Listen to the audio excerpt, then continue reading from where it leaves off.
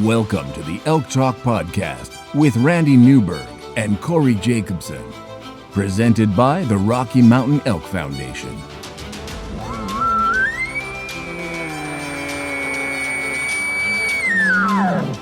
The goal is, what little you and I know about elk hunting, we share with people. I've got an elk building. It's like 120 yards away. What do I do? First off, the thought would never cross my mind when an elk's being 120 yards away to call anybody on a cell phone.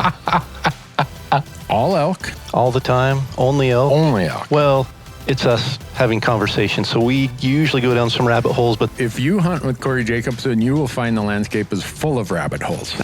We're just going to make this up as we go. and you look at it like, oh, that's a target-rich environment. But if you're trying to single one out, a solo target there is much easier to go into than a big group. We record everything, so there's no BSing, no lying, no faking it with us. Did we hit the record button? I forgot to hit the record button. If you want to know something about elk hunting, this probably isn't the podcast to listen to. Should we give them a list of all the other podcasts where they might learn something?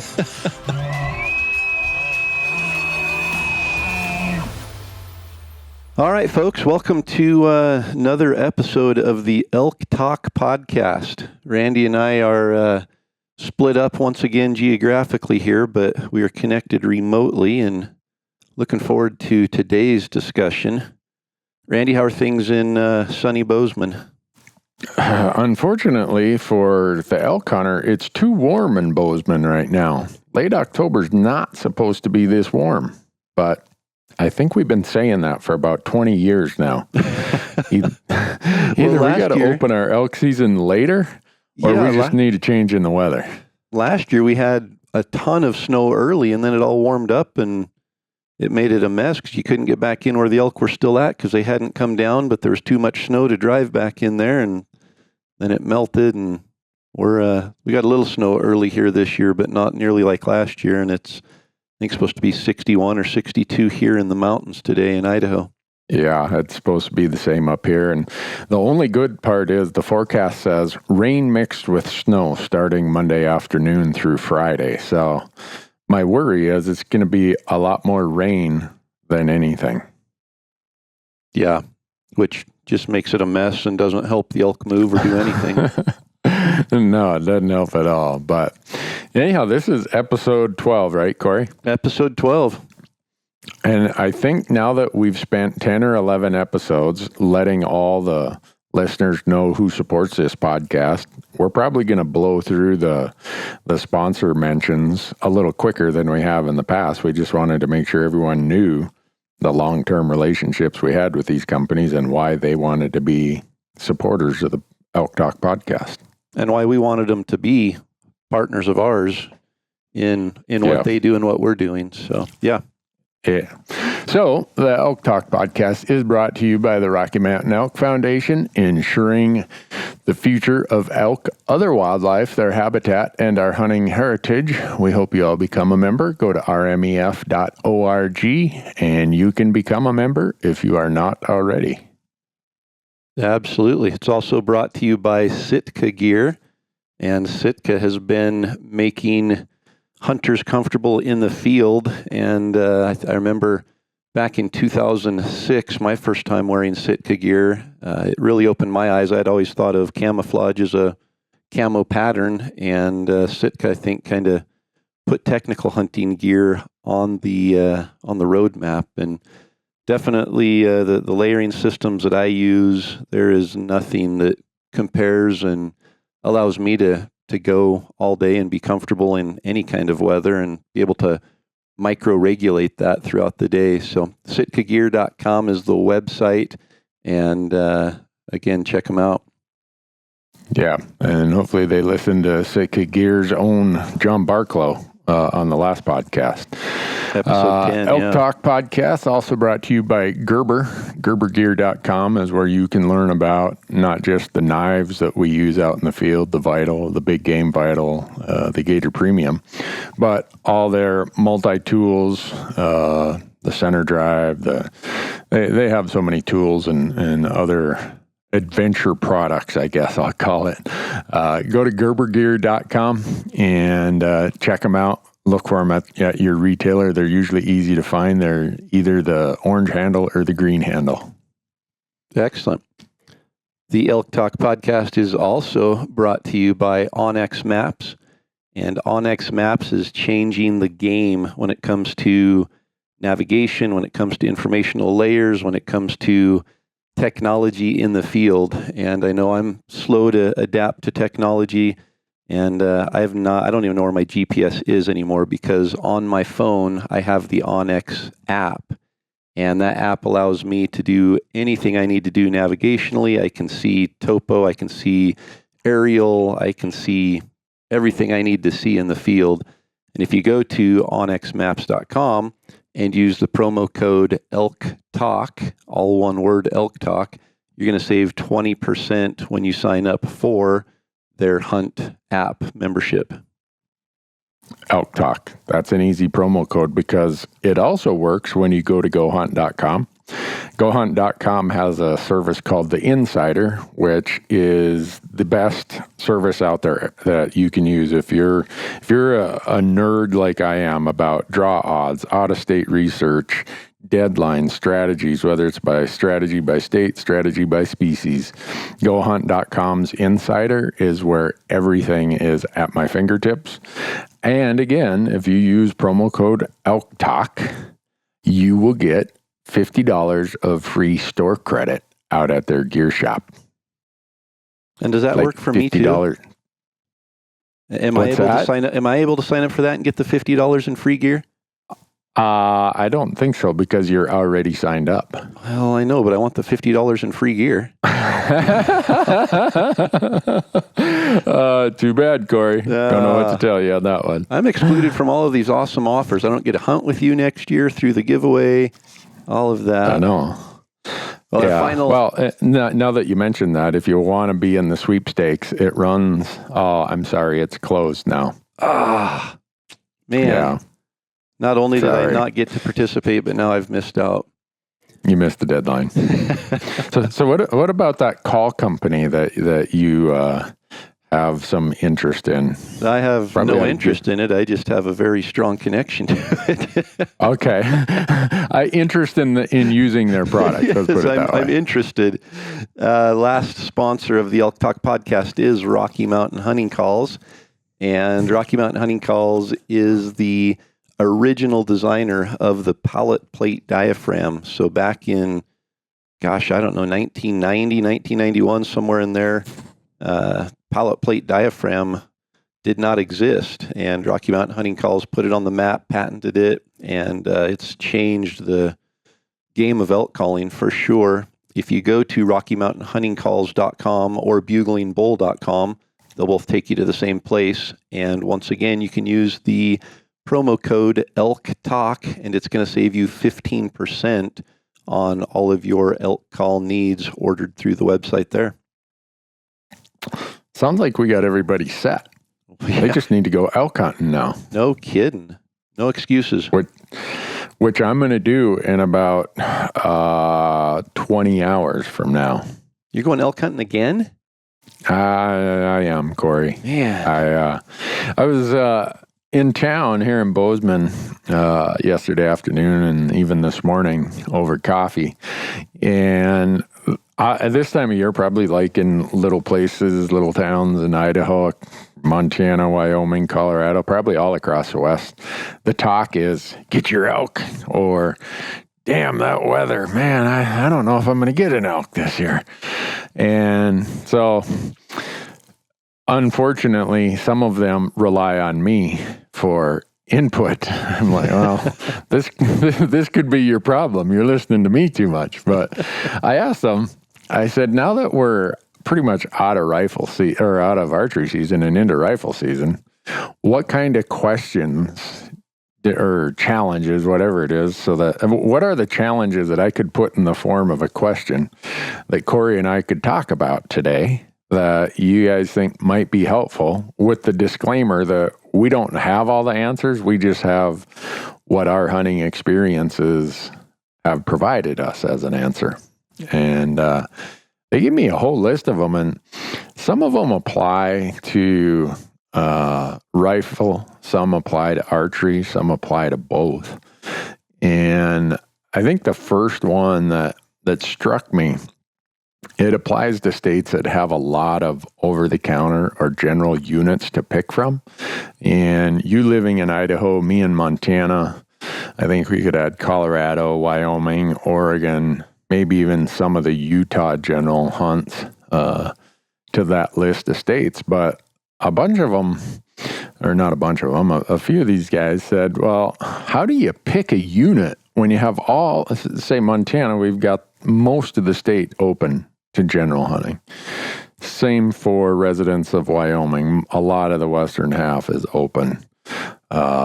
Same in Idaho. So I for archery, I don't know if you have a different strategy of how you say, I'm going to unit 22 or I'm going to unit 340 or whatever it is. For me, I rely heavily on my personal experience, my network of friends when I go to other states. But I'd say my primary place of where I get that information of what general unit I'm going to hunt is either from the Go Hunt Insider. They have a ton of information about these over-the-counter and general tags, harvest stats, all kinds of stuff. And I also use the state game and fish websites. Some of them have really good information about the herd dynamics. Is it an increasing population, a decreasing population? What is the harvest success? What's the bull to cow ratio? What's the fawn to cow ratio, which gives you a feel of, is the herd stable, increasing, decreasing? How many hunter days per bull taken? Most of these states have really good information on their websites about that. Totally. And that's kind of the benefit of Go Hunt, is it puts it all in one place. And I was just going to say, right. Idaho has all of that information, and they have a lot of the harvest statistics in one place that's easy to find. They also have the herd demographics, the bull to cow ratios, the population objectives, all of that, but it's not as easy to find. You have to kind of search it out. So being able to go on Go Hunt, jump in there and see all that is handy. But I'm the exact same as you. I go to the state fish and game website and see what information is there, and then back it up with Go Hunt, because a lot of times there's extra information or at least some insight or different topics on Go Hunt that aren't provided on the state websites. So that's kind of my philosophy and the procedure I use to find a unit as well.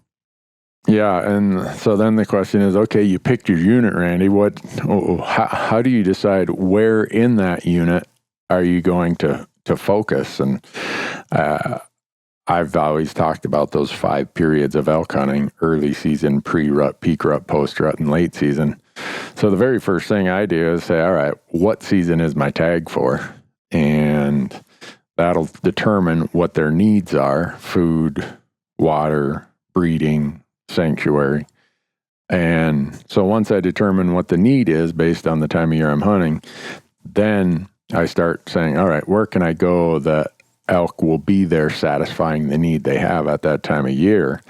And I'll add another part to it. And I answered it this way, and they kind of looked at me like, man, you're lazy. And I am. Maybe as I get older, I get lazier. I hope experience helps my laziness balance the scale. But I also look at which unit or which part of the unit fits the style of hunting that I like. Am I someone who likes to glass? Am I someone who likes to call? Am I someone who likes to just hike and walk and hunt dark timber? Whatever your preferred style is, I try to find areas in that unit or a unit in general that fits the kind of hunting I feel that I'm pretty good at. And I know some people are probably like, well, how do you know that's where the elk are going to be? Well, I don't know that for sure, but I'm going to go there and try to find out. And by having a place, and so in these post-rut and late seasons, I'm a glassing guy. I glass and glass and glass. I don't start hiking and just hike all day. So for me, I'm looking for places that have good glassing areas. I'm looking for places that have breaks to the canopy, so it's not just big carpets of dark timber or just nothing but sage. I'm looking for the kind of places that fit my hunting style. And I know maybe for archery, that's a completely different approach. But for rifle season, that's kind of how I pick my unit when there's a place where I have many unit options to choose from because of the over-the-counter general tag concept. For sure. No, I think when you put those filters on, your expectations or needs, it narrows down areas within the area pretty quickly, and you're left with, it's not like you're left with 100 options. It's, you can narrow it down pretty good, and then take it from there as far as how you want to scout it, whether you're e-scouting or going there in person. But archery, I think, is exactly the same, and I'm a calling guy, so for me, I'll go anywhere.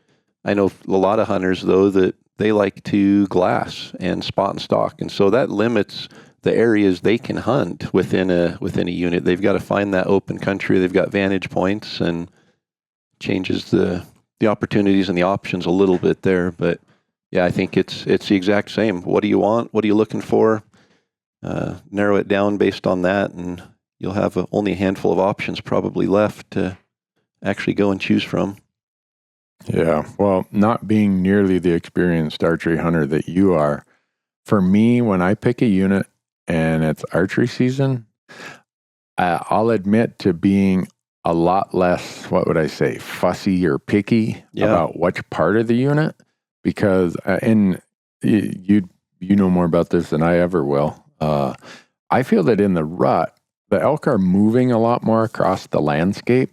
So I'm not, in rifle seasons, what I'm doing is I'm trying to eliminate as much of the unit as possible. So by the time I'm all done, my map only has a few spots left that could hold elk. Whereas in archery season, I don't know that I ever eliminate hardly anything off my map, because you just never know where they're going to show up when they're as transient as they are in archery season. But maybe that approach is why I don't shoot as many elk with my bow as you do. No, they're definitely transient. I think the other thing to keep in mind is just that if they aren't there one day, 2 days later during archery season, they might be there, because they do move a ton. Those bulls go from their staging area into, they're hanging out right by the cows. Then they actually establish the harems. Then they move with the cows sometimes for, the peak rut. And so they are moving. And sometimes it's, only a mile, half mile. Sometimes it's 10 or 12 miles. And so it really does change day to day. And, you can't really eliminate areas on the map. You can say, well, they weren't here today, but 3 days later you go back and it's a completely different landscape. So I suspect this next question is going to have maybe a different answer in archery season than it does in rifle season. But the guys is like, Randy, you're always talking about getting away from the roads. One of my camera guys chimes in, oh, Randy's just sending you there because he hunts the reverse pressure theory. If all you guys go way, way back there 6 miles, he's only hunting a half mile from the road. I'm like, you're full of it. But the question, as I wrote it down, is how far is far enough and how far is too far? Just in this, for this person said that when they first started elk hunting, they've been at it a couple of years. He said, I just heard I got to get away from the roads. I got to get away from the crowds. And so I'd walk and walk and walk. And sometimes I'd find myself 8 miles from a road, but I wasn't seeing any elk. Was I walking by a lot of elk? And I think the answer to that, and certainly in rifle season, is, yeah, you can walk by a lot of elk if you're just saying, okay, how do I get furthest away from the road just for the sake of being away from the road? Yeah. No, and I think for me, I don't like to walk by elk, and I do because of the way that we locate elk. In archery season, it's primarily all calling. And if they aren't talking, I'm going to keep walking. And that happens a lot where, I know there are elk in a pocket, but if they aren't bugling, I get on the ridge and I go to the next pocket or the next basin and try to find one that is. But I think, if you just tell somebody get away from the roads, the purpose for that is just because you're hunting less pressured elk. The farther away you are from a road, the less pressure the elk have. And roads definitely put pressure on elk to some degree. And that doesn't mean there aren't elk there. It doesn't mean you can't kill an elk there. It's just by the end of the season, everybody on their ATV or their truck has driven up and bugled from the road or set up camp there or shot their rifle sight in a den, whatever it is. And the elk are more wary. If they are living right there, they're going to be a little bit more wary, a little more difficult to call in. They're going to come out, a little bit earlier in the morning and go back to bed earlier. They're going to come out later in the evening. And so it's just, the farther you get away from the roads and the pressure, the more elk are going to act like elk and not act like pressured elk. And so I think that's the benefit, but I don't think there's a right answer as far as how far is far enough or how far is too far. No. If you know what to look for as far as sign, then look for the sign. And if your style of hunting dictates that you set up in glass, or you still hunt through timber, you just, you kind of have to let that dictate where you're going and how far back in you're going. Yeah. OnX has that roadless layer. The OnX app, if you just click on the roadless layer, the really white stuff will be completely roadless, and then the gradient gets more purple as you get and almost fades completely by the time you get close to highly roaded areas. But if given the choice of hunting some completely unroaded area that has almost nothing to offer the elk at the time of year, so let's say they're on a feed pattern and it's nothing but rock. I'm not going to hike in 5 miles and walk past all the really good food if the really good areas, as far as satisfying their need, is only a mile from a road. All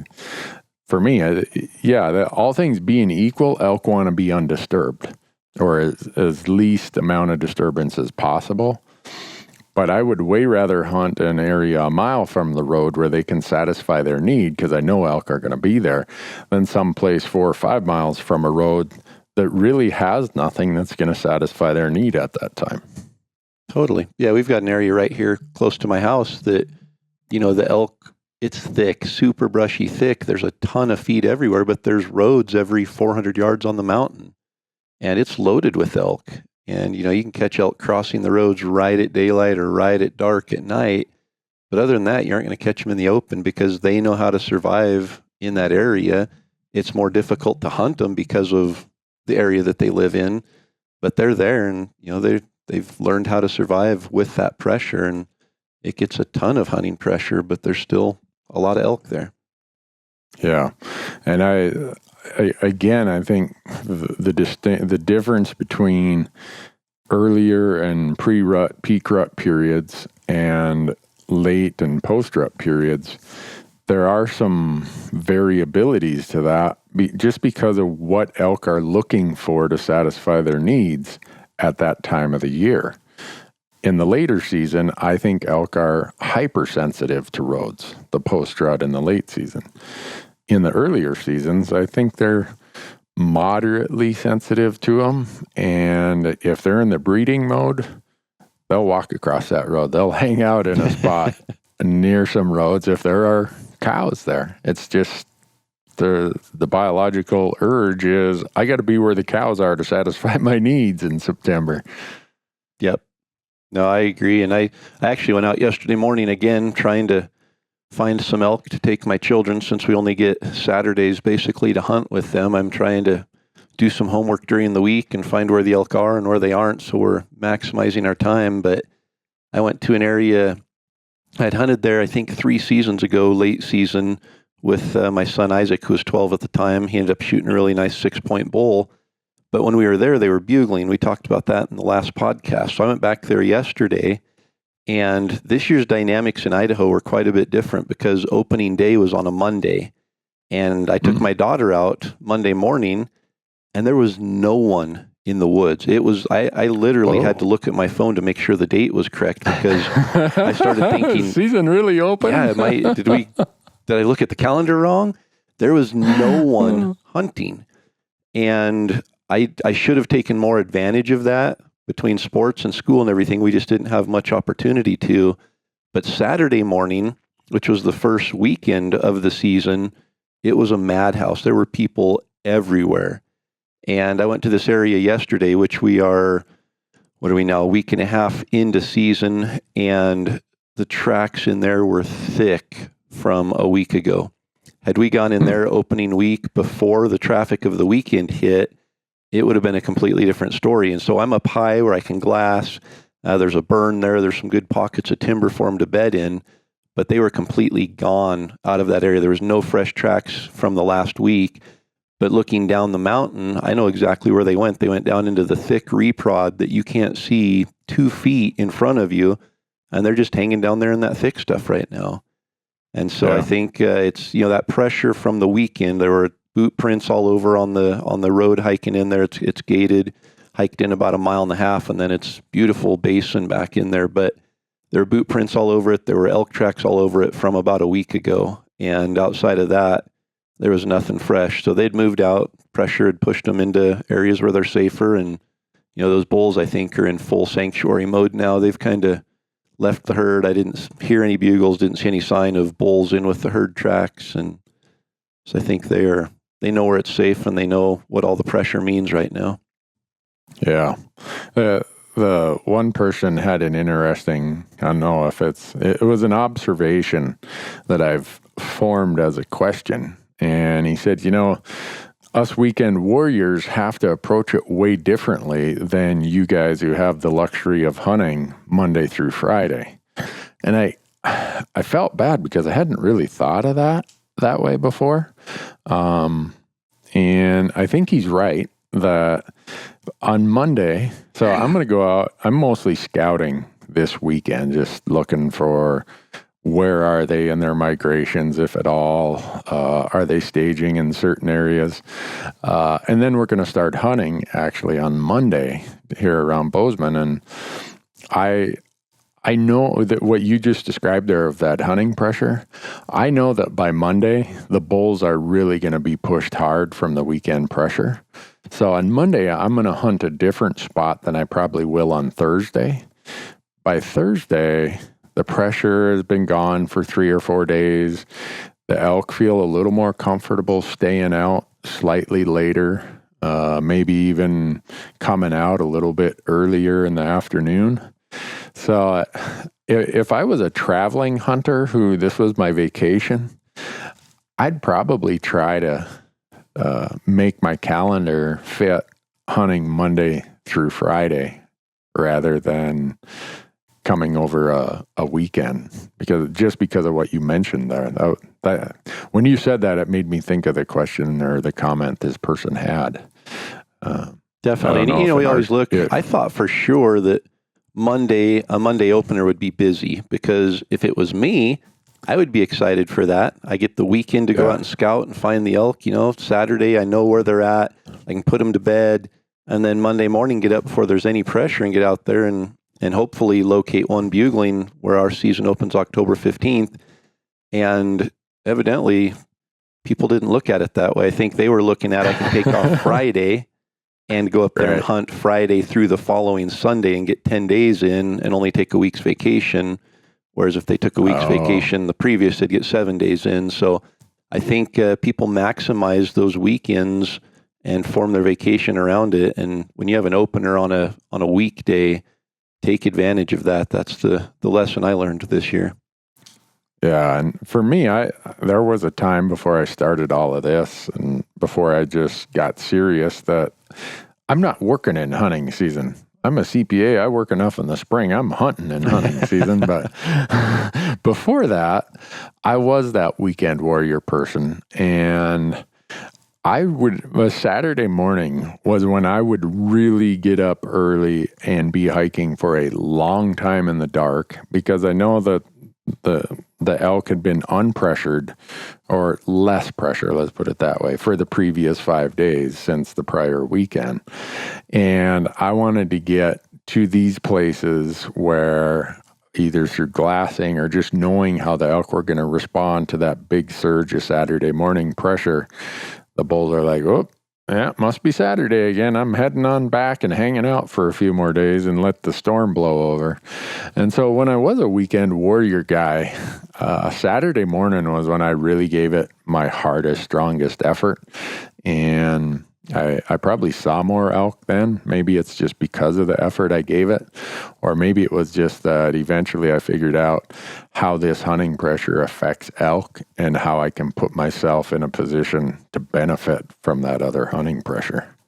Totally. Yeah, and being a weekend warrior is tough. If you're wanting to be a successful elk hunter, when you only have 2 days to hunt back to back, you just getting into the elk. You're using those 2 days to find where the elk are, to look for sign. You're crossing areas off your map, and then you have to go back to work. And by the next Friday night, those elk could be long gone. They, regardless of whether it's archery, whether it's late season, whether it's post rut, those elk are moving throughout that. You get a weather pattern through there.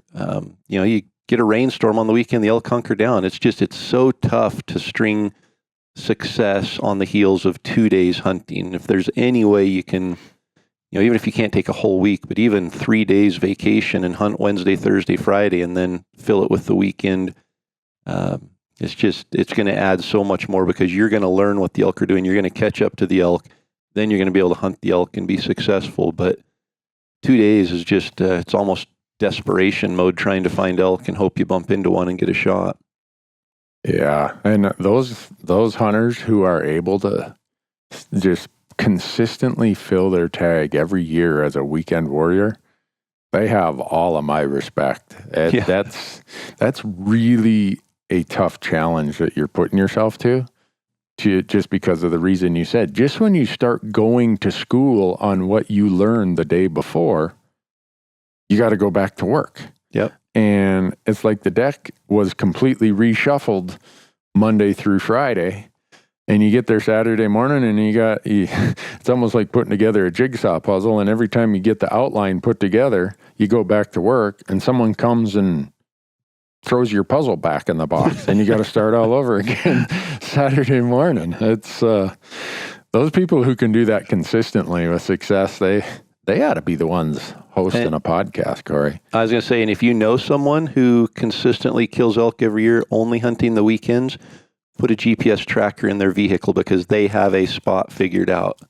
That's really what it comes down to, is they have an area that they know, and they know those elk and their habits. I would be very surprised if there's anybody who's just going out blindly and lucking into success year after year, hunting just the weekends. It's tough. Yeah, definitely tough. At least in the places I know of with a lot of pressure. I think here in Montana, I'm sure it's the same in Idaho. I know when I've hunted in Colorado, the over-the-counter seasons, there is a lot of pressure out there even during the week. But you get to the weekends and you almost got to bring your own rock to stand on. Yeah. And guys who got that figured out, man, or gals, they've got me listening when they start talking. Well, just to give you an idea, Saturday and Sunday were the only weekend we've had so far in the Idaho rifle season.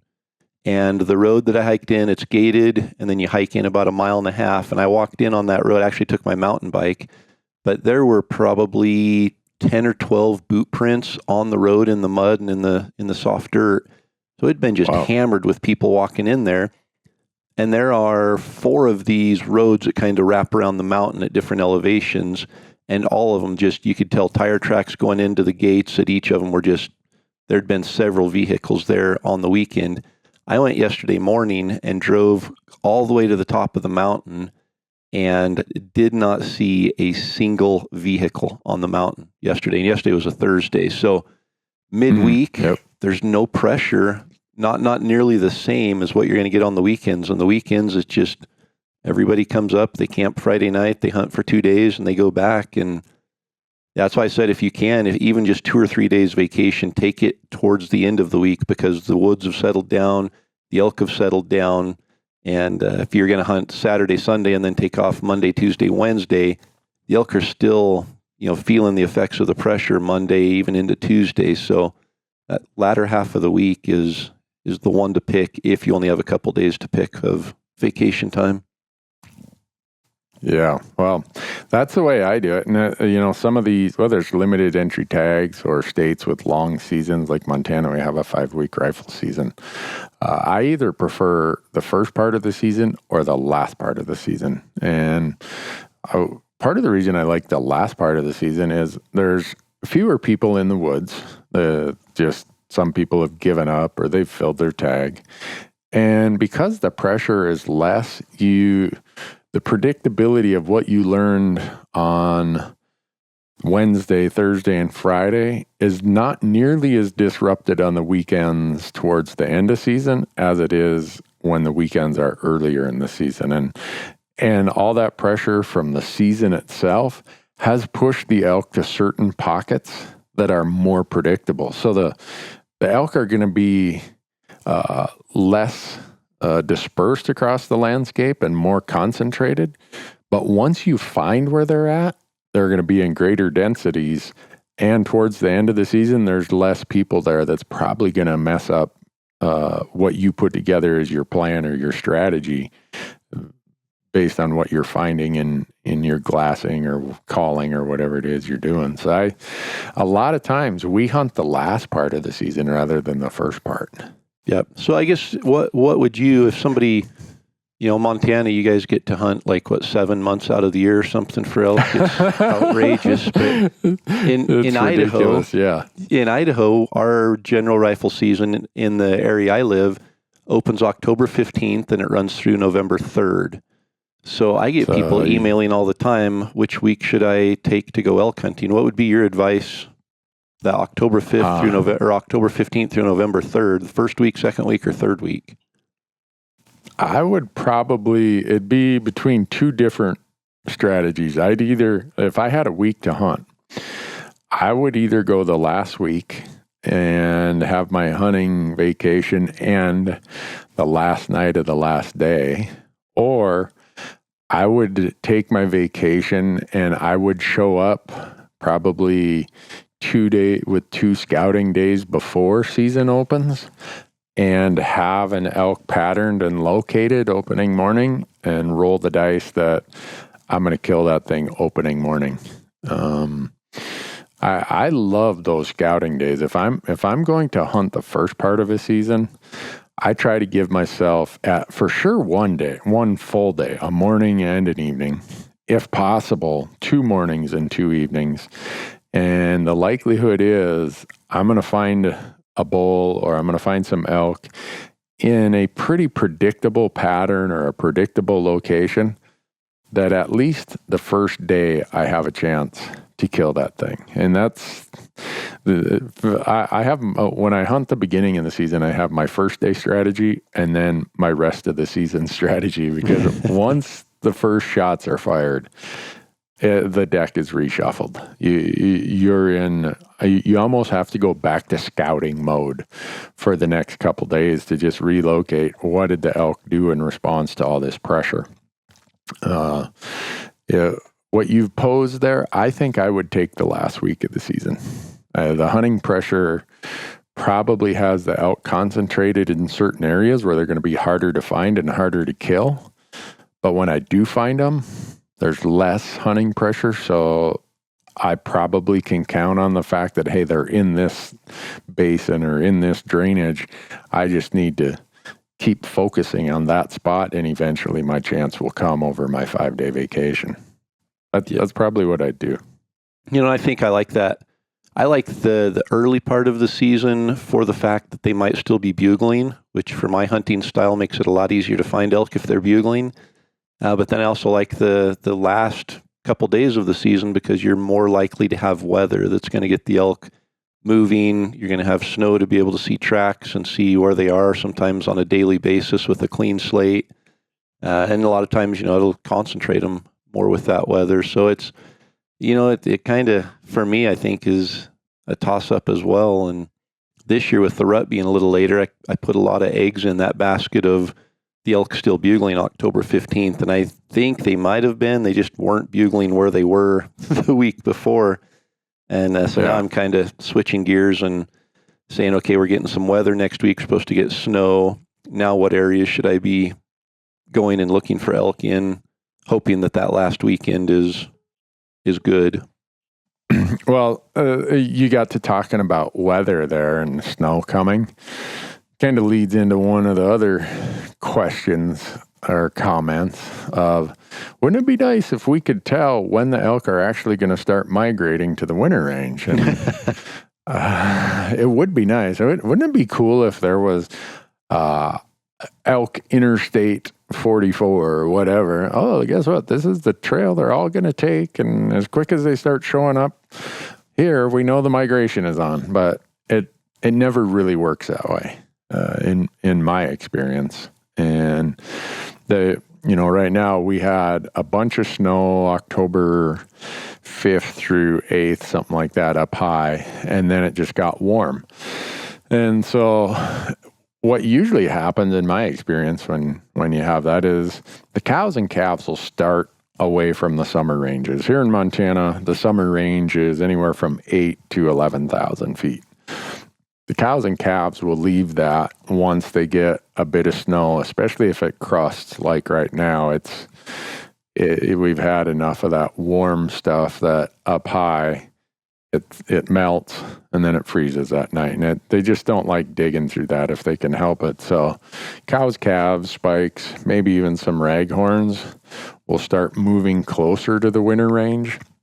The bulls, in my experience, has been will still stay up high when we have warm weather like this. They'll find a way to make a living even at 9,000 feet in crusty snow, as long as it doesn't get super cold and as long as it doesn't get another foot of snow or 2 feet of snow on top of that crusted over snow, they can still get through it. So there's, for my experience and having read a lot, trying to understand the answer to this same question, those bulls migrate or start their migration differently than what the cows and calves do, for sure.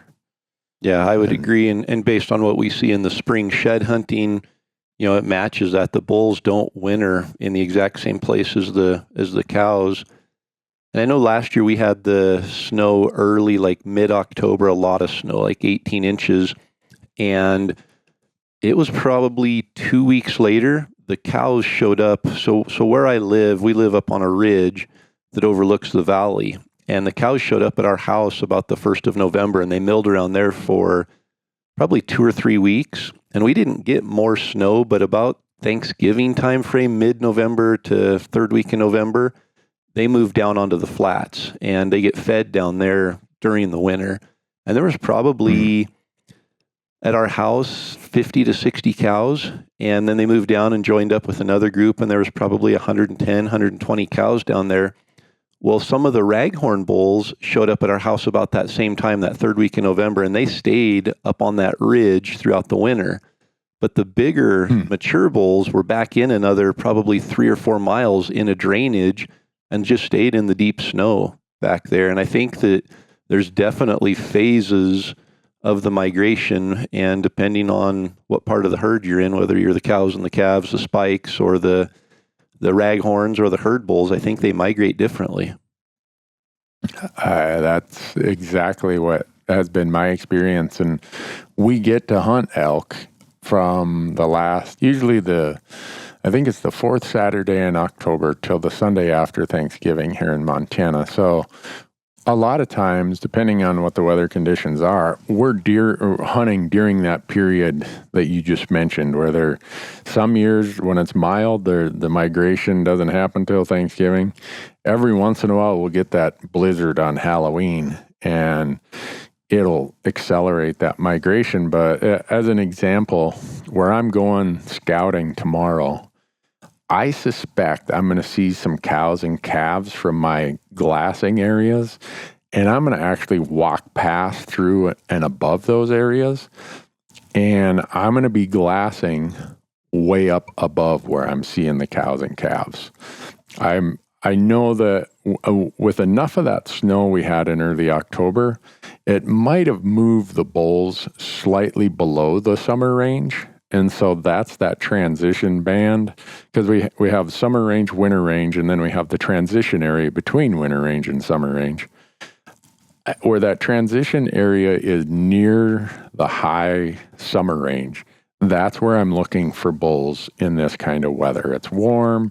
Yeah, there's a little bit of snow. In the middle part of the transition range and lower is where I'm probably going to see cows this time of year. And it's, for me, and maybe it's just the places I've picked over time, but if I get, my base camp will be at about, 6,000, 6,500. We're hunting out a base camp next week. But I'm going to gain about 2,000 feet of elevation every morning. And then I'm going to be glassing from 8,000 to 8,500 is where my glassing locations will be. I'm going to be glassing up to 9,000 and 9,500, knowing that that is the start of the transition range. Anything above that is pure summer range. So I can almost use my OnX to look at where are those bands of elevation that the bulls will start staging right now, knowing that in the next month they are going to get the snow and they are going to have to move. But until that happens, they start accumulating at the top end of the transition range, closer to the summer range, whereas the cows tend to accumulate, in my experience, in the lower half of the transition range, closer to the winter range. So that brings up another question for you. Do you feel that it's snow or extreme cold weather that gets the elk moving? A bit of both, but I would say they move due to cold. In Montana, we've had these November storms where it gets 25 below for 4 or 5 days. They have to get, even the bulls have to get where there is some decent food, even if there's not much snow. And that will get them on the move more than 6 inches of fresh, fluffy snow. Now you get, let's say, a foot of crusty snow, and they're already working pretty hard to get to their feed. And then you throw some 10 below zero weather. Now I'm hunting bulls closer. Now I'm hunting them in that transition range that's closer to their winter range rather than the upper part of their transition range. So yeah. I think cold pushes them more than snow. And when we say snow, I'm talking about fresh, fluffy stuff. If it's 2 feet of wind-swept, hard pack, iced over snow, yeah, they gotta move because they just can't get through that. But I love those cold mornings. My favorite morning is after we've had 18 inches of fresh snow. It clears off after the storm leaves and the temperature drops to 10 below zero. I'm going to make up a really good excuse as to why I'm canceling my appointments that morning and I'm going elk hunting. See, and you just described the very reason why I archery hunt. So I don't have to deal with 10 below and 18 inches of snow. And I'm totally okay with hiking around in those conditions, but man, I do not want to have to take care of an elk in 18 inches of snow when it's 10 below and quarter that thing up. Yeah. My fingers are already starting to ache just thinking about that. That might be my Scandinavian heritage where I accept that as part of daily life, that it's going to be cold and miserable. But one thing I do, and we'll be doing this, if it does start snowing and we get a pretty tough wind that really chills it down, I'll get to my glassing knobs and I'll build a little fire. Yeah. And the reason being is usually if it's too miserable for me without a fire, that's the time the elk and the bulls are up on their feet. And maybe they're feeding, maybe they are moving, maybe they're coming into a different staging area and they're just going to wait it out. Well, I don't want to be back at camp around a wood stove at that time. I want to be right there glassing. And if that means I got to build a little fire, I build a little fire. And a lot of times when we shoot one, like you mentioned, especially in the dark, your fingers are freezing, it's cold. Right next to where the bull dies, if we can, we'll build a little fire there and we'll work on him, go warm our hands up, work on him, warm our hands up. It's amazing what a fire does to both your body, keeping it warm, and to your mind of letting things just not get discouraged, I guess. For me anyhow, a fire keeps my mind occupied and keeps me away from thinking about how miserable I might be. Yeah. And I honestly, I don't wait till it's 10 below to build a fire. If it gets down to about 40, I'm building a fire, huddling around it. No, we do the same if we have a good glassing point. And a lot of times we'll be tucked back into the timber 20 yards or so, and we can glass out some openings, or we can walk out 20 yards onto an overlook and glass. And so we'll build a fire back in the timber and go back and forth and glass for 30 or 40 minutes and go back, sit by the fire for a bit. You know, I do enjoy those because it's more of an all day. You can sit, you can whisper comfortably. You can, you know, when you're hunting with somebody you enjoy being around, you can have a conversation. Whereas in September or something, it's run and gun all day. We don't have time to stop and share stories or reminisce. And, you know, you get into October rifle season, and a lot of times it's just, you know, still hunting, not as much glassing maybe, and covering more country. So late season hunts are definitely a fun hunt in a different way. Yeah, when you talk about right on the edge of the timber, that is a perfect example of how we usually do it. Is a lot of times the spines of these ridges, the south face is clear and the north face is dark timber. We get right up on the top of the ridge, maybe, like you said, a few yards into the darker timber, start our fire, and you can usually glass some from the fire, but then you walk 100, 200 yards down the ridge or around the corner or whatever and give yourself a different angle. And you just move around and try to glass different spots from different angles. And it's amazing how many times you say, I just looked at that spot 12 times today, and now there's a bull standing up there. How did I not see him? And you just put in your time, and you happen to be there when he stood up to move, or stood up to get a little bite to eat, or stood up to pee, or whatever. And that's your chance to put a stock on him. Definitely. That brings back a lot of memories of when I was growing up. We did a lot of rifle hunting, you know, October, early November, and it always seemed like it rained. It was miserable. We'd come back to the wall tent, you know, soaking wet, and build a fire and dry out overnight and go do it again the next day. And it seems like anymore we have a lot more favorable weather for the elk season until that last week, which was always my favorite time. You know, when you got a little bit of snow, and I always felt like I was at least on a fresh track and hunting instead of just going out and glassing and not seeing anything. So I'm excited for this next week or two here. It's hopefully the weather changes it and it gets the elk moving and a little more visible. You folks who hunt in northern Idaho, northwest Montana, the coasts of Oregon and Washington, you guys have a different type of misery. I mean, you guys take miserable to a different level. Whenever I hunt elk and it starts raining and getting damp like you just described, that's when I say, I want to hunt in Nevada. I want to hunt in Arizona. Because you usually don't have to deal with that. And when I was just thinking about, as you were talking, thinking, I like hunting those arid climates at that time of year.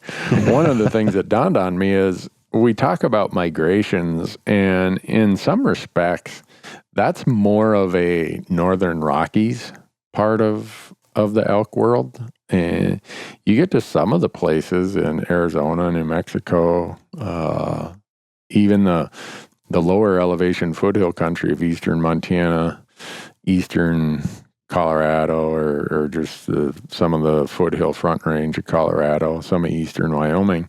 You really don't have that real distinct migration from high elevation to low elevation. I've seen in Nevada when I've helped on elk hunts there, or when I've had a tag, it's not that the elk are moving big distances vertically.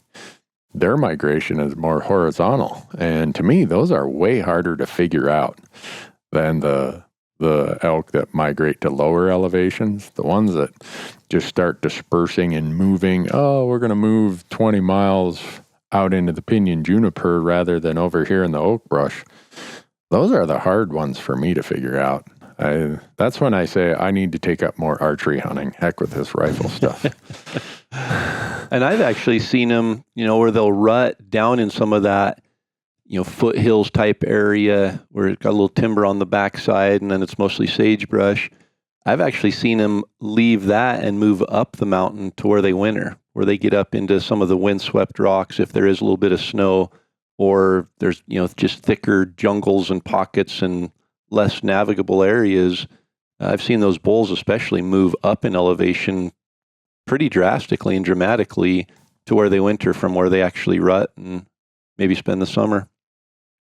Yeah, I see that quite a bit. In fact, I think last weekend we were talking about that because we were seeing rubs from, it'd be late August, early September, even in the rut of mid-September. We were seeing rubs down below where we were seeing the bulls last weekend. So it's almost like the bulls leave these high ridges sometime, obviously, in August, late August. They go hang out down lower where all the cows are, and then once they're done with their business down there, they move back up the hill or up the mountain, and they just tough it out there until hunting season's over. Yep. Yeah, elk are interesting. My experience has been more with mule deer migration, and I'm not a mule deer guy by any means, but one of the hunts that we have here in Idaho is a late season archery mule deer hunt, and it's really predicated on the migration. So if we get an early snow, it just makes that late archery hunt incredible because all the deer are down on the winter range. And, sometimes they move through during rifle season. The rifle hunters really have a good pick at the mule deer, and then archery season's not as good because they migrated early and got shot in rifle. But a lot of my experience has been on the mule deer. And mule deer, it seems, if it gets below 40 degrees, they're a lot like me. They're not very hardy animals, and if it starts feeling cold, they're like, we're going to the winter range, and they start moving down. Whereas elk, being a far superior animal, they I say that tongue in cheek, they stay up higher. It takes more to get those elk, especially the bulls, moving. And I know the mule deer guys are saying, well, a big old mule deer buck will stay up in deeper snow than an elk, and that's probably true. But I think the main migration, it just seems like mule deer are a very weak animal when it comes to weather, and the first indication of cold weather, the first skiff of snow, they start migrating. You can see the trails, you can say, migration Interstate 144 coming down. And if you can time it for that archery hunt when they're migrating, you'll have just piles and piles of bucks coming by you on those migration trails every day. I wonder if there's any crossover with elk, in some of these areas where we hunt, we're at 6,500, 7,000 feet. A lot of times the elk are migrating down and wintering at 3,000 feet, 3,500 feet. So really? They definitely travel a good distance. Wow. And I'm sure they have to have migration paths that they follow. Yeah, I don't know if I want to let out my little secret to that is a lot of the game agencies have done studies of collared elk. And done just that. So I have an awful lot of studies in PDF format saved on my hard drives of these migration studies. And there's one here in Montana that I'm not going to tell anyone where they can find it, but if they're good at Google search, they'll find it. And it's interesting how they compared the studies back in the older days when it was not nearly the technology of GPS type radio collars, it was more telemetry collars, how different the migration patterns are in terms of when it starts and how quickly these elk are getting closer to the winter range than they were 20 years ago. And I don't know if that's just the fact that the forests have matured and therefore the transition ranges are not nearly as productive as they used to be. So they have to go from summer range to winter range really quick. I don't know what causes it, but I know when I'm looking at GPS research collars, I'm going to pay attention to that. And the easy one to find, I will let that out, is Colorado Parks and Wildlife. Their website has interactive maps where it will show you winter range and summer range in each unit, and it will show you what they call migration corridors.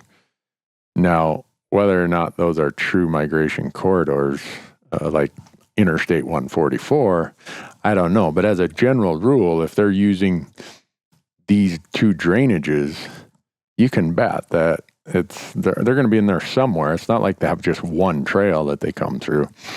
But Colorado does a really, really good job with giving you a visual map of where their migration corridors and their summer and winter ranges are. And when people hear me talk about transition range, what I'm talking about is the areas that's between the summer range and the winter range. And most of my hunting ends up being, at least in the post-rut or late season, ends up being somewhere in that transition range. And how close to the winter range or how close to the summer range depends on what the weather has been between, well, whenever summer ended and the time I get there for my hunting season. But so Google's your friend. If you want to find information about migration studies, Google is your friend. I was just going to say, you said if you're really good at Google, I'm not really good at Google, but I typed in elk migration route just while you were talking there. Yeah. Incredible. The information that's available, like maps that show elk winter range, elk summer range, elk calving areas, and elk migration areas. Like a map that's color coded and shows you all of that. So, you just got your money's worth listening to this episode right there. Me and my big mouth. Man, I think we're going to have to cut this episode short. I've got some research to do here real quick. So this question that came up in this discussion, I'm gonna pose it to you because I think it applies as, how do I say this? The person's a whitetail hunter and has never shot an elk, only been elk hunting a couple of years, and said, where are the bedding areas for these elk? All archery season, I thought I had the bedding area figured out, and I'd go there and wait for them to come back to the bedding area, and they'd never show up. Do you think that there's, how do I say this? I'll just say it in my experience. Elk are so transient that they don't have a predictable bedding area like a whitetail does. They just bed wherever they find themselves tired that day. Has that been your experience, or is that a good way to illustrate maybe the flaw in that person's approach? You know, I guess there's a couple ways of looking at it. Whitetail, and I'm not a whitetail expert, and we're in the West, so we aren't even Eastern whitetail. I'm not even an expert in Western whitetail, but from my experience in talking to the guys who are, there's not a migration in whitetail. They live in the same little corridor. They bed in the same place. They might have a backup bed. They've got their escape routes. They've got their feed areas. They're just very patternable, and their home is a much smaller area. Whereas elk, we're talking 20-mile range sometimes, or even more, from winter ground to summer ground, and they're stopping everywhere in between. So I don't think that they necessarily have a bedding area that they go to consistently. But with that said, I think, during the winter, they're bedding in the same beds all winter pretty much. They aren't going to travel too much. They aren't going to expend too much energy. This time of year right now, from what I've seen, the bulls are going out and feeding on the same ridge, and they're going back in the same pocket of timber, and they're bedding down there. And I think they do have, that tree that they want to lay under. And if you find those areas, it'll look like cattle's been in there. And, they do have actual beds made up there that they live in. With that being said, they move a lot. And sometimes they won't come back to those areas if they get bumped out of them, to that bed. But with that being said, I've also had the experience as with someone that shot an elk with a bow and unfortunately didn't recover it. It lived. We know that. But I put a trail camera up. It was this season. Put a trail camera up on the bed. So the elk was shot. It ran 400 yards into the north face, into the thick stuff, and bedded down there. And about 3 hours later, it bugled from its bed. So we slipped up there and could see, followed a little bit of blood up to there, and it bedded down and quit bleeding at that point. So I put a trail camera up on that bed where it went and bedded down after it was shot. And 7 days later, that same bull showed up back in that same bed and stayed there for over a week. So I think, I think they just have different areas. They're on circuits, are continually moving, but they'll come back to the same areas and they bed where they're safe. And I think they know those safe areas and they'll go back to them. But as far as finding them day by day, every day in the same area, I haven't seen that really at all. Yeah, it's, especially in archery season, it just seems, in my experience, they just say, well, I'm going to take a little nap today. And they look for maybe the same kind of places that give them the advantage of wind or noise for approaching danger, shade, whatever. But to say, I'm going to hang a tree stand here in archery season because I saw some elk were bedded here. It's not like they're going to come in and out of that bed every morning and every evening like you might be able to pattern a whitetail. And I think you nailed something that's so important right there. Where they bed there because they're protected. And elk rely on their noses just like a whitetail does. I think in the mountains, though, the thermals and the winds are so unpredictable that they can't stay in the same bed every day because with different thermals and different winds, they aren't going to be protected in the same way. So they have, maybe 6 or 8 different places that they go to bed based on what the wind's doing, based on the conditions, whether it's storming, whether the thermals change early. They have all these different factors that they have to have met in order to stay alive. And so they aren't going to go bed in their bed just because that's their bed if the thermals are wrong, and they aren't going to be protected from danger. Yeah.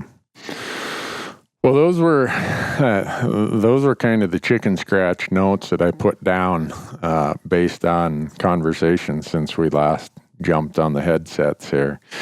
And it's always good to get just these frank, blunt questions from people. And like I told them, I don't have all the answers. In fact, I have so few answers, I almost shouldn't be saying anything. But I'm lucky enough that I get to spend about 3 months a year out in the elk woods during the variety of different hunting seasons. And I get to go to a lot of different states. So I would hope I at least get to observe a few things that register with me. And the advice I give people, I usually tell them it's worth about what you paid for it. Well, the other good thing is we may not have very many answers, but I think we're creative enough that we can make up answers that sound believable. Which, if you've made it to this point in the podcast, you've been with us for over an hour. So if you've believed anything at all that I've said, then my point's proven. Because I really don't know anything about late season hunting. Well, I guess in Montana that we're lucky that we have 6 weeks of archery and 5 weeks of rifle. And it seems like I'm such a bad archery hunter that if I'm going to fill an elk tag, it usually ends up being in the late season rifle hunting. So that's probably the place where I put in the hardest effort and spend the most time. And I think you would be the first person I would call for advice if I was looking for that post-rut late season, which I did 3 years ago and followed your advice, and my son shot an elk. So I may be calling you in the next week and saying, okay, it's down to crunch time here. Where do I go? That's just because your son is a good hunter, not because of my advice. Well, we'll give you credit. He's a teenager right now, so we don't want to give him any more credit than we have to. Well, yeah, you got to be careful giving those teenagers too much credit. They'll take it seriously. One of the things that came up, and I don't know if you encounter this a lot in your archery hunts. I certainly encounter it in the rifle hunts that I do. Is last weekend, and I've seen this so many times. In fact, probably 20 miles from where we were last weekend. It was 2014. I was in the same general area. Had a deer tag, and I shot this deer. We pack it off the mountain, and every day we were deer hunting. Me and my camera guy Tyler Jonerson, we'd already filled our elk tag, so we were just there looking for deer. And every day we could have filled our tag with a branch antlered bull. And we'd see these hunters and we'd say, you got an elk tag? Oh, yeah. Well, here's where there's a bull, blah, blah, blah. And very often, in fact, every response was, well, how am I going to get an elk out of there? And the answer was, well, it's only about 1.5 miles, and you can cut him into pieces and pack him out. I don't think these people, I don't know that it was they're lazy. I think most of them were out-of-staters. I just don't know if they're familiar with the skills needed to quarter and take care of an elk in the field in that manner, that they were worried that the bull would spoil before they could get it out of there. And that would apply even more in archery season than it would in the colder weather or rifle season. Do you ever see people that maybe don't go to the places the elk are just because they're in the conundrum of, how am I going to get that thing out of there without it spoiling? So you've brought back a very vivid memory. We, when we went in and shot that bull 3 years ago, it's that same place I'd mentioned earlier that we hike in on a closed gated road, about 1.5 miles, the road ends, and there's a huge basin back up that you take off hiking into from there. We actually rode mountain bikes back in there. And as we were pedaling the bike almost to the end of the road, we look up and there's 2 guys walking in front of us. So we got off the bikes and just parked the bikes there and kind of let the guys go up and glass on the point and just stood back to see what they were going to do. And we could tell they weren't going any farther. And so we went walking up behind them there and just said, hey, what's your guys' plans? And the guy said, well, I actually have a cow tag and I'm trying to find a cow. And so as we're standing there talking, I see movement out of the corner of my eye and I look down through the road ends and there's an open basin across there. And maybe 500 yards from us, there's 2 cows walking along the edge of the timber in the open. And I said, well, there's actually a cow right there. And he pulled up his binoculars and looked at it and said, I don't know if I can get one out of there, though. We're on a road. It's gated, but it's flat. It's a flat road. Right. And we're 500 yards from it. He's got a cow tag. There's a cow there. You could easily get down to within 200 yards of it and get the shot. And he said, I don't know if I can get one out of there. So, I think they're definitely, and he was from Idaho. They want to shoot him within 200 yards on the uphill side of the road and slide him down to the truck and cut him in half and throw him in the truck, I guess. But I do think it prevents a lot of people from going, especially this time of year, the places they need to go to find elk. Yeah. And I don't know how many times I've encountered people and have shown them elk and they haven't went after them. And I often wonder, is it, I know I'll find an easier one, and so that's kind of their motivation for not going. Is that the right way to say it? Their disincentive for not going?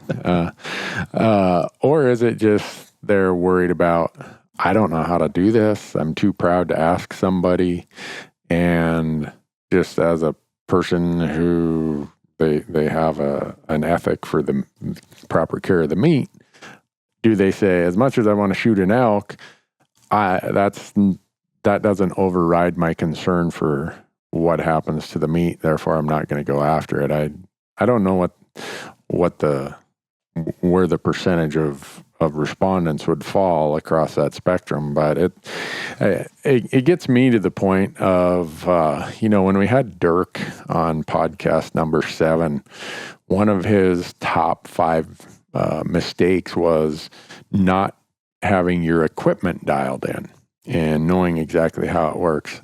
And almost a variation to that is not knowing how to handle whatever situation you find yourself in when you could have that opportunity to kill an elk. Yeah. In other words, have the knowledge and information available in your head or on your phone. You and I both do these gutless videos, and they're downloadable. The number of people who said, I've downloaded your gutless video and we were standing right there replaying it on my phone. Yeah, gotta take this piece off first, and that's how you do it. And I tell people, even if you don't live in elk country, practice it on a whitetail at home, so that when you get that elk on the side of a hill in September in Idaho and it's 75 degrees, you know what to do because you've done it with a whitetail or with whatever near home. It's just a matter of scale then. You have the knowledge of how to do the cuts, the process. You just need to be ready for bigger pieces. Totally. Do that stuff at home. So when your opportunity comes in the mountains, you don't walk away from it because you're worried, how am I going to take care of that elk? Yeah. How am I going to keep it? And it's, people always say, well, if you drop down in there, you're going to have to, eat the elk there because there's no way you can pack it out, and, it's going to spoil before you get it out. I'm confident enough that, honestly, in just about any weather condition, now if I'm in Arizona and it's 98 degrees and I don't have any shade to put meat in, I'm probably going to lose some meat. But just about every situation I've ever encountered during the month of September, I'm confident that I can take care of the meat in a way that I'm not going to lose any. And, I think that there's a lot of, it's not just a matter of cutting the elk up and gutting it and letting it open up, prop it open with a stick overnight type of a thing. There's a lot to be considered. But I think it really just comes down to that confidence in knowing that you're going to be okay, that you're going to be able to either take care of it and know what to do to pack it out. I still see guys, elk hanging at the butcher when we drop our elk off, that they still cut the elk into quarters. They don't quarter the elk, they cut the elk into quarters. So they carry a bone saw and they cut down the center of the spine full length, and then they cut the rib cage in half, and they take the front quarter of the elk with half the neck, half the, the one front leg, half the ribs, half of the back strap, everything on there, and pack it out. Or, I don't know how far they're packing it, but when you know how to properly dismantle an elk carcass and truly quarter it, it's manageable. Yeah. And actually, this is a good lead-in into the Sitka question of the week. Yeah. So I've got a question here from James Popejoy, and he said, my friends and I are planning an elk hunt in Wyoming. We're having a debate on whether we should bone out the meat before hiking out or if we should leave it on the bone. What are your thoughts? That's a good question. Do you typically bone out the meat or leave it on the bone? I would say it depends. I try to. It depends on temperature, because here's what happens a lot of times with us is we will be in there and we'll shoot an elk and we'll quarter it. We'll get the hide off. We'll put it in our game bags and let it cool. And the first trip out, we'll carry all the trim, all the backstrap, the tenderloins, the heart, the pieces that aren't on a bone.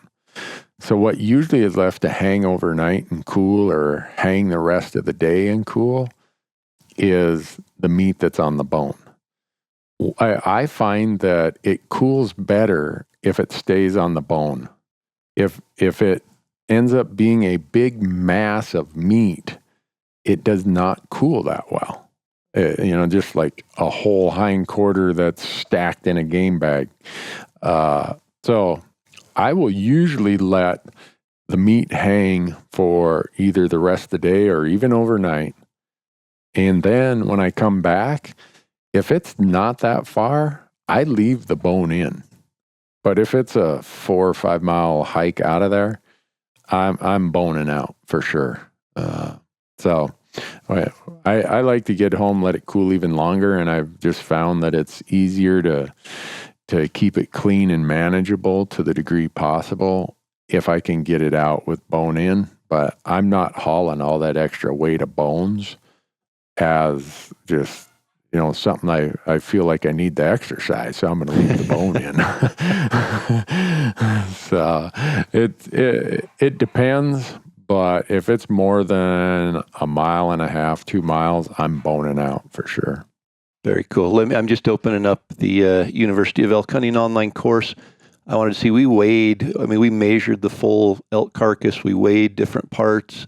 Just wanted to see what the average weight, because I didn't want to misstate it, the average weight of each quarter was, because we weighed front shoulders, hind quarters. This is truly quartered, not the quarter of the elk, but actually the front shoulder taken off of the elk.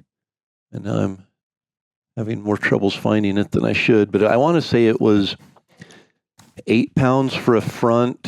If you take the shoulder and the leg bone out of the front, it'll save you about 8 pounds. And it was 10 or 11, I think, on the hind quarter if you take the bone out. So there's definitely a weight benefit. You're saving 40 pounds or so by taking the bone out, 35 or 40 pounds. Yep. To do that. So, I'm real similar. Another thing to consider is if you bone that meat out, you've got a big bundle. And if your game bags, depending on what they are, if you're using something that's more like a pillowcase or something, that meat's going to fill from the bottom and it's going to fill that full volume. So you end up with almost a sleeping bag shape of meat that isn't as easy to pack as maybe a quarter that's still on the bone and not quite as thick. So you can keep that weight distributed closer to the center of your body. And then the other thing is one thing we did this year on our hunt. Spoiler alert: there was success on a hunt this year. We took and cut open. It was really warm, and we shot it right at dark. And we knew we had to come back the next day and pack part of it out. So on the hind quarters, we hung them in a tree. Found the shadiest part of the hill there. It's actually a little spring coming out, so it was the coolest part. Hung them on a makeshift meat pole, and then actually cut apart the bone or the muscle groups on that hind quarter all the way to the bone, so that the bone is where all the heat is held. And so if you're concerned about meat going bad, the meat that's right at the bone is going to sour first. It's not going to sour from being exposed to the sun and the heat outside. It's the heat that gets trapped inside. So if you are concerned about that, you can just separate those muscle groups with a knife and open it, basically that leg bone all the way to the hip joint, and let that meat, that heat will come pouring out of there. So it's kind of a hybrid. You can leave it on the bone still for the reasons we've talked about, for making it easier to pack or whatever. But you can also let that heat out so that you can not have to worry about the meat going bad. So I think those are good considerations there. Weight is one thing. If you're packing it a long ways, it's going to save you time. I'm with you though. If you're going to bone it out, I'd leave it hang on the bone until it cools and then bone it out. So those individual meat pieces are cooled and not packed in there, retaining that heat. Yeah. So I got to ask the viewers this question. I see a lot of pictures where people are hauling the whole thing out, the whole quarter out, including right down to the hoof. You see this great big gangly hoof sticking out of the top of their pack. Yep. I've asked a lot of people, why are folks doing that? Do you know why they do that? I have no idea, and I see it too. And there's several things not to do it. It's another 10 or 15 pounds. It prevents the game bag from sealing up, so bugs can still get in there because you've got that leg sticking up out of a game bag. Yeah, I know of no reason to ever pack from the knee down to the hoof out of the woods. Yeah, I thought maybe I'm doing something wrong or missing something because I've been seeing so many pictures that look like that. I'm like, what? I must be out to lunch here. Well, I don't know. One of the fun things. Have you ever struggled? Have you ever struggled with that? Finding that joint where you cut it off? Struggled with it? Not. I mean, now that I've done enough of them, it's pretty easy. But I was going to say that may be the only thing is if you can cut 4 or 5 times and never find that if you don't know. Like you said, if you haven't done it a lot and know, so maybe they just tried it 3 or 4 times and couldn't find the joint, so they just left it on. Yeah. Do you carry a saw? I don't. I just use a knife. Yeah. Only one knife. Yeah, I can disassemble an entire elk, including getting the head off without a saw. And I see a lot of people carrying saws, and to me, that's just extra weight that I don't really need to pack around. Yep. One of the things we did last weekend, because we had the llamas with us, with the llamas, you want to get your panniers balanced within a pound of each other. So we carry these handheld scales that go to, I think, 80 pounds. When Bo shot his elk, and I think we're going to do a YouTube video on this, You hear people say a hindquarter weighs 100 pounds or 120 pounds or whatever. People will be really interested to see what each hindquarter weighed off this elk. It was a 4.5-year-old bull. And I always thought that they weighed more than they really do. But when you put it on an actual scale, and this is, the quarter of what you're going to pack out. It's got the lower part of the leg off. It's got the hide off. It was interesting to see what they actually weighed, both the front quarters and the hind quarters. So, are you going to tell us? Suffice to say, the one llama, James, took out both hindquarters, prepped and ready for processing, and he had 120 pounds on him. So 4.5-year-old elk, was that like a 5x5?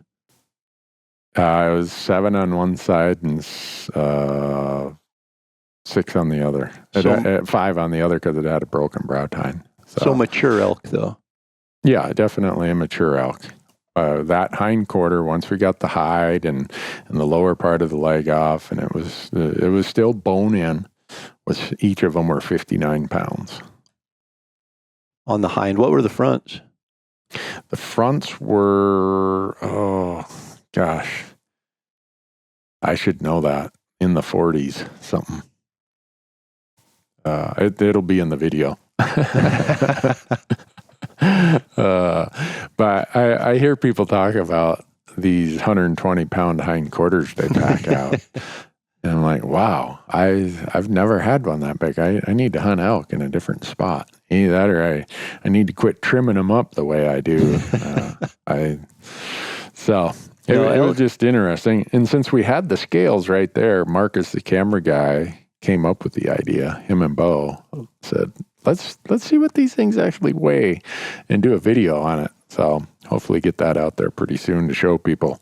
Here's what you can expect as far as true weights when you're doing this.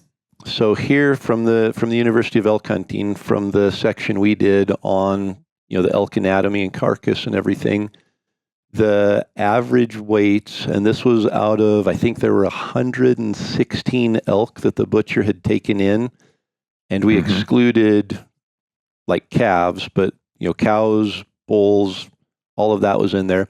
The average weight of the bulls, so this is spikes through mature bulls, front quarter with the bone in was 36 pounds. Hind quarter with the bone in was 66 pounds. How much? 66 was the average. 66. And that, again, depends on how much you trim off or whatever. Right. But 36 and 66 with the bone in. And then the miscellaneous meat, if you get every scrap of rib meat, backstrap, tenderloin, neck, brisket meat, there was another 56 pounds. So what's that total? My math isn't great, but 36 is 72 and 66, 132. So 250 pounds of meat. Of weight with the bones in. Boned out is about 8 pounds per quarter that you lose when you take the bone out. So it's that 220 pounds of actual boned out meat is the average weight of a bull elk, of an average bull elk. Yep. That's about where we were. When we weighed the head and everything that the llamas carried, it was 298 pounds, and we left the bone in. That's trimming the rib meat, the heart, the everything. Yep. The neck roast, the back straps, tenderloin. And the best part of that whole story is that the llamas packed that and you didn't. That's 300 pounds that would have went on your back at some point and in some portion that you didn't have to pack.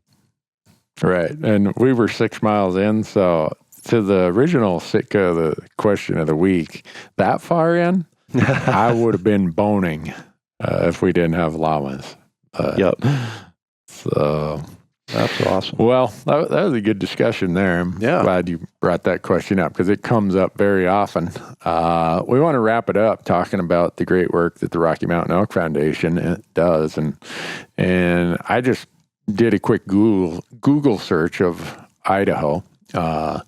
and Rocky Mountain Elk Foundation. And this is the 2017 report. I think they might even have the 2018 report out there for Idaho of RMEF.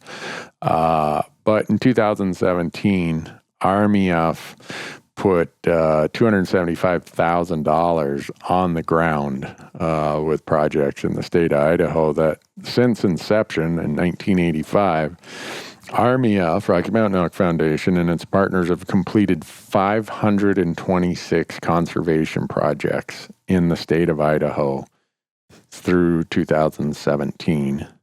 The combined value of those projects, the money RMEF put in through memberships, through fundraising and others, plus what they've leveraged with their partners, the total value is $65.9 million of projects of habitat conservation.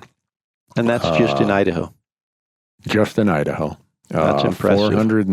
Almost 471,000 acres of habitat was conserved and enhanced. And enhanced might be prescribed burn, weed removal, thinning, whatever it might be. There's a multitude of things that go into habitat project enhancement, but the important number is 470-some thousand acres.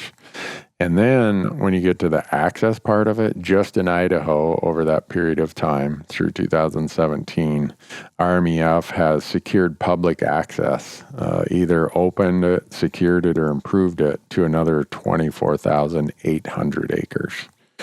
And that gives people an idea of what their money, their donations, their fundraising, their advocacy that they put towards elk through the Rocky Mountain Elk Foundation. That's results on the ground. I was just going to say that's of all of us. I live in Idaho, so that hits close to home. That's a ton of benefit to elk hunters. And if you're wondering if it's worthwhile spending $35 a year to be a member, you'd be crazy not to. And beyond that, with their banquets, almost anywhere you live, there's going to be a local banquet somewhere within an hour of you. Go to the banquet and you look at it and say, oh, it's $50 a plate for the meal or whatever. I can go to McDonald's and eat for $6. It's not about that. Go and support the chapter, because that's local chapter. That's local money that's going back in right there where you're at. And you hear results like 471,000 acres and $65 million just in Idaho alone to improve elk hunting and elk habitat. And if you're an elk hunter and not a member of the Elk Foundation, please explain to me why. Yeah. And I think what we should do is we should call the folks over at RMEF and say, give us these results for every state. Yeah. And we should just kind of do a statistics or a score sheet or whatever you want to call it, dashboard overview of how much money these members and donors have put into RMEF in each state, and how RMEF has leveraged that money through all those other partners, kind of like we talked about on the last podcast.